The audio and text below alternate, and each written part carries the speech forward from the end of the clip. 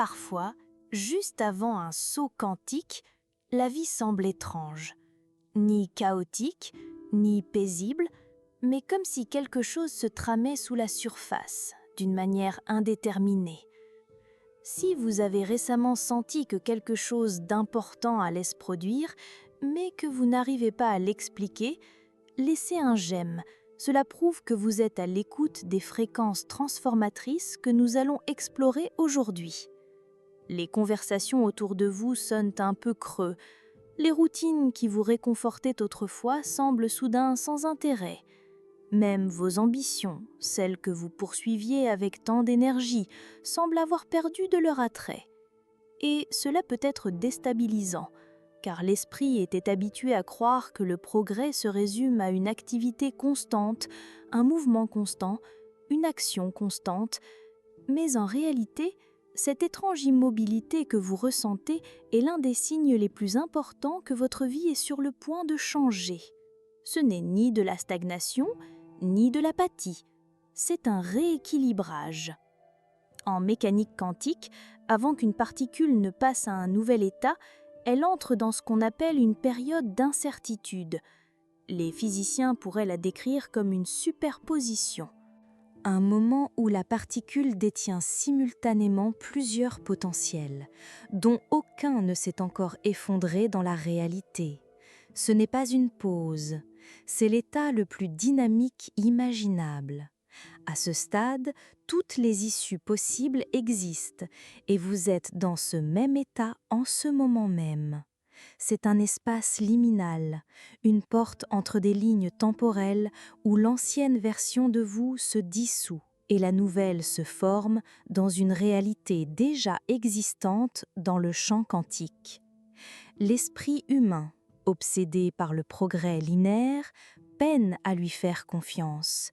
Il veut voir des preuves, des résultats, des étapes. Mais la mécanique quantique ne suit pas ces règles. Ce que vous vivez, c'est le démantèlement de l'ancien schéma vibratoire. Imaginez votre vie comme un réseau complexe de schémas, de croyances et de signatures énergétiques. Pendant des années, ces schémas vous ont maintenu à une certaine fréquence, vous ancrant dans une chronologie précise. Mais lorsque votre moi supérieur décide qu'il est temps de passer à autre chose, ce réseau commence à se desserrer.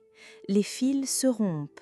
Les anciens contrats énergétiques expirent. Et comme tout cela se produit au niveau vibratoire, avant d'apparaître physiquement, la première chose que vous remarquez est le calme, le vide, l'absence de votre ancien dynamisme. La science le confirme également. Des études sur la neuroplasticité montrent que le cerveau a besoin de périodes d'inactivité pour se reconfigurer selon de nouveaux schémas. Lorsque vous entrez dans une nouvelle fréquence, votre système nerveux s'ajuste. Les modèles prédictifs de votre cerveau se recalibrent et votre corps apprend une nouvelle base énergétique. Cette phase de recalibrage est essentielle, car vous ne pouvez pas intégrer la fréquence chaotique de l'ancienne ligne temporelle à la stabilité de la nouvelle. Vous devez la libérer avant de pouvoir la recevoir. Imaginez l'instant qui précède le début d'une grande symphonie. Les lumières s'éteignent, le public se tait, et les musiciens prennent place.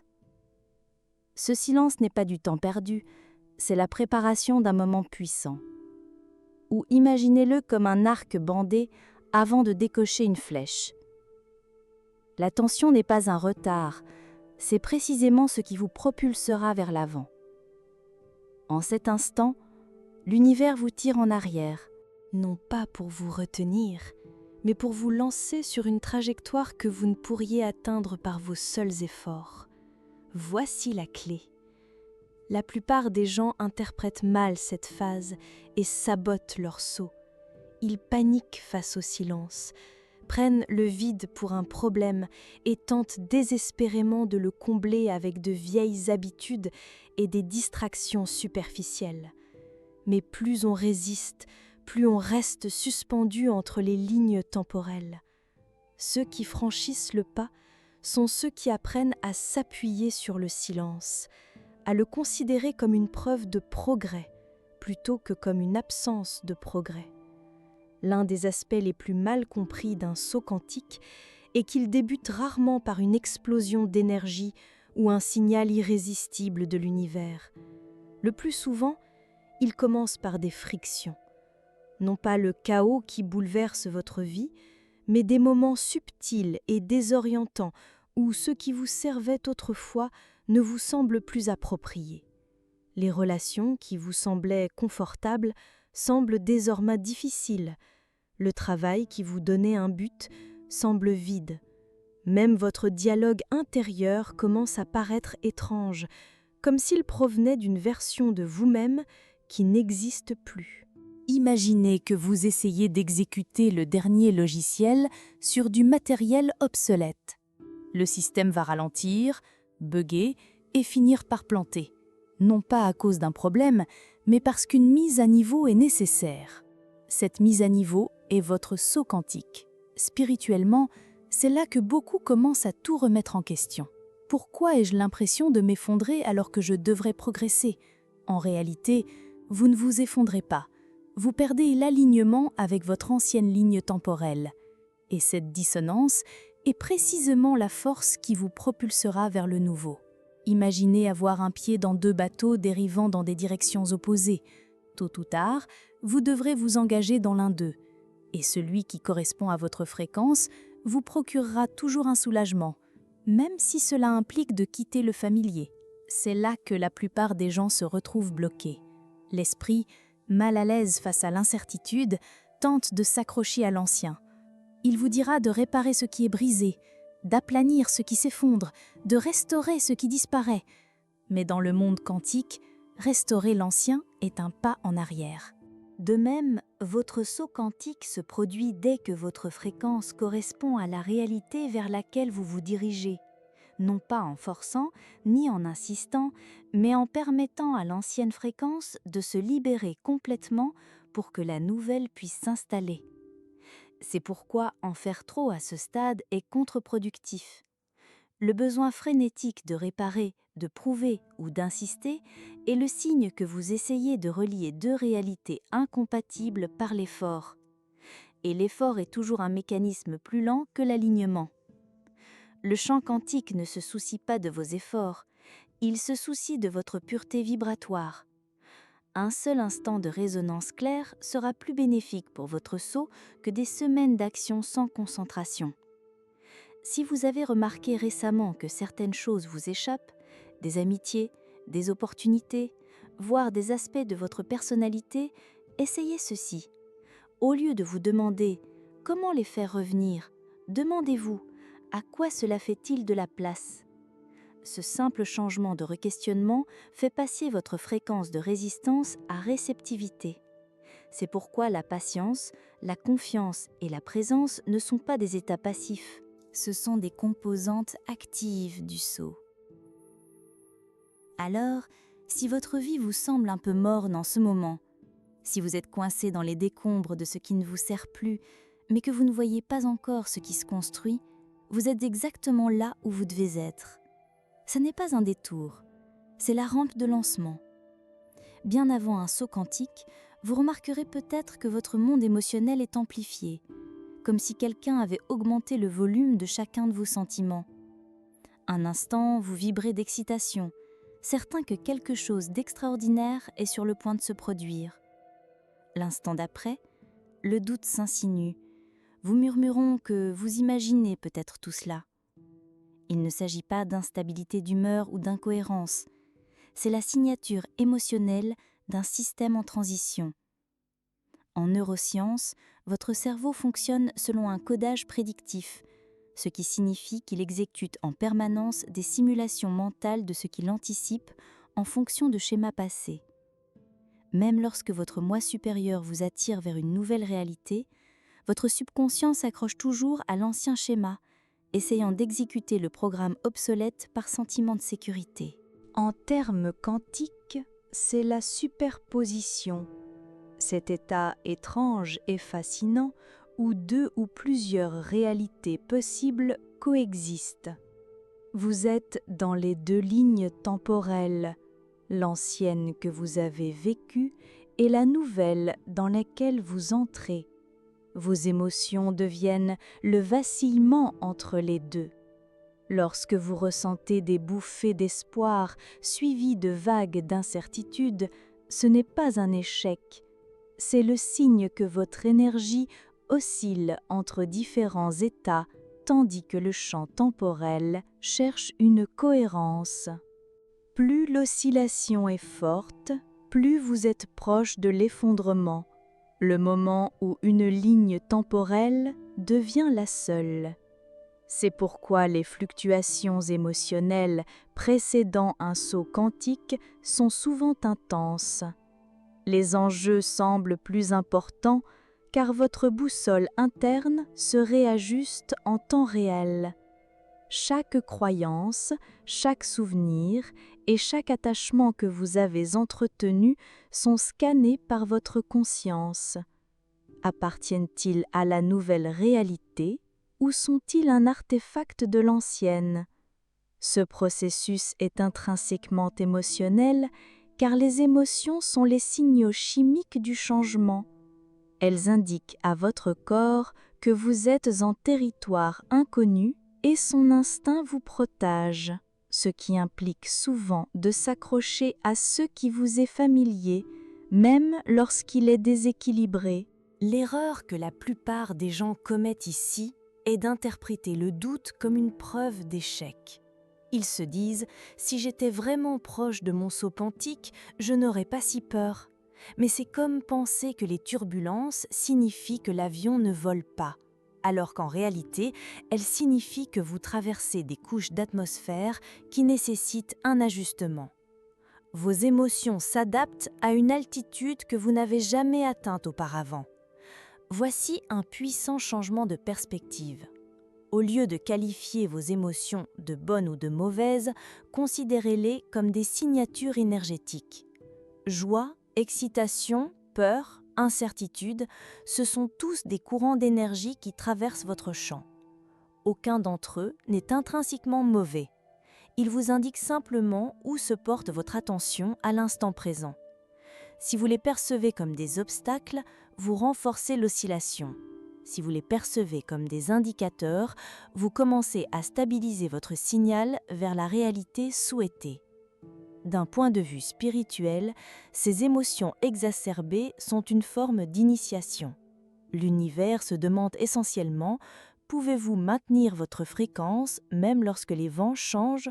L'erreur que la plupart des gens commettent ici est d'interpréter le doute comme une preuve d'échec. Ils se disent « si j'étais vraiment proche de mon saut quantique, je n'aurais pas si peur ».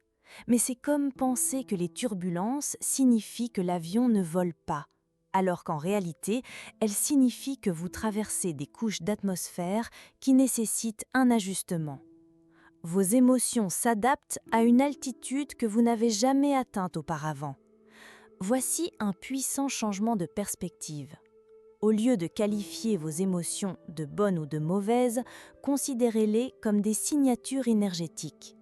Joie, excitation, peur, incertitude, ce sont tous des courants d'énergie qui traversent votre champ.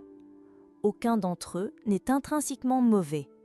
Ils vous indiquent simplement où se porte votre attention à l'instant présent. Si vous les percevez comme des obstacles, vous renforcez l'oscillation. Si vous les percevez comme des indicateurs, vous commencez à stabiliser votre signal vers la réalité souhaitée. D'un point de vue spirituel, ces émotions exacerbées sont une forme d'initiation. L'univers se demande essentiellement « pouvez-vous maintenir votre fréquence même lorsque les vents changent ?» C'est votre subconscient qui effectue son diagnostic final, faisant remonter à la surface les derniers fragments de votre ancienne identité afin que vous puissiez choisir consciemment de les abandonner. Vous pourriez soudainement vous retrouver confronté aux mêmes difficultés que vous pensiez avoir déjà surmontées. Une conversation qui vous met à rude épreuve, exactement comme une ancienne relation. Une situation financière qui déclenche la même panique de manque que vous ressentiez il y a des années. Ou une vague de doute qui vous semble étrangement familière. Ces moments ne sont pas des punitions. Ce sont des miroirs qui reflètent la fréquence que vous habitiez autrefois, afin que vous puissiez décider une fois pour toutes si vous voulez encore y vivre. Chaque fois que vous choisissez la réponse en fréquence supérieure, vous affaiblissez l'ancien chemin et renforcez le nouveau. En termes de mécanique quantique, il s'agit d'un effondrement de l'ancienne onde de probabilité. Tant que vous n'avez pas fait un nouveau choix, les deux versions de vous-même, celle qui réagit en fonction du passé et celle qui répond en fonction de l'alignement, existent simultanément. C'est votre subconscient qui effectue son diagnostic final, faisant remonter à la surface les derniers fragments de votre ancienne identité afin que vous puissiez choisir consciemment de les abandonner. Vous pourriez soudainement vous retrouver confronté aux mêmes difficultés que vous pensiez avoir déjà surmontées. Une conversation qui vous met à rude épreuve, exactement comme une ancienne relation. Une situation financière qui déclenche la même panique de manque que vous ressentiez il y a des années, ou une vague de doute qui vous semble étrangement familière. Ces moments ne sont pas des punitions. Ce sont des miroirs qui reflètent la fréquence que vous habitiez autrefois, afin que vous puissiez décider une fois pour toutes si vous voulez encore y vivre. Chaque fois que vous choisissez la réponse en fréquence supérieure, vous affaiblissez l'ancien chemin et renforcez le nouveau. En termes de mécanique quantique, il s'agit d'un effondrement de l'ancienne onde de probabilité. Tant que vous n'avez pas fait un nouveau choix, les deux versions de vous-même, celle qui réagit en fonction du passé et celle qui répond en fonction de l'alignement, existent simultanément. Mais en réalité, la simple apparition de ce scénario signifie que vous avez suffisamment changé pour qu'il disparaisse de votre champ de vision. Impossible de se débarrasser de ce que l'on n'a pas surmonté. Le fait que vous soyez désormais conscient de ces schémas et que vous vous demandiez même comment réagir différemment est le signe le plus clair que vous y êtes presque.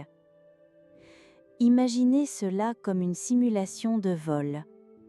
Les pilotes s'entraînent aux turbulences afin que, lorsqu'elles se produisent dans la réalité, ils sachent déjà exactement comment stabiliser l'avion. Voilà ce que personne ne vous dit à propos d'un saut quantique. Il arrive rarement avec fracas. Au cinéma, le moment de la grande transformation est spectaculaire. Feux d'artifice, musique entraînante, un avant et un après si évident qu'on ne peut pas le manquer. Mais dans la vraie réalité quantique, le saut se produit souvent silencieusement. Un jour, vous vous réveillez et constatez que la peur que vous ressentiez a disparu. Le problème qui vous obsédait semble insignifiant. Une conversation qui vous aurait déclenché le mois dernier vous laisse désormais complètement indifférent. Le saut ne s'annonce pas, il devient simplement ce que vous êtes. Et parce que cela semble si naturel, votre esprit peut même essayer de ralentir, se demandant « c'est tout ?» C'est là que comprendre la nature du changement quantique est crucial. En physique, lorsqu'un électron passe à un niveau d'énergie supérieur, cela se produit instantanément.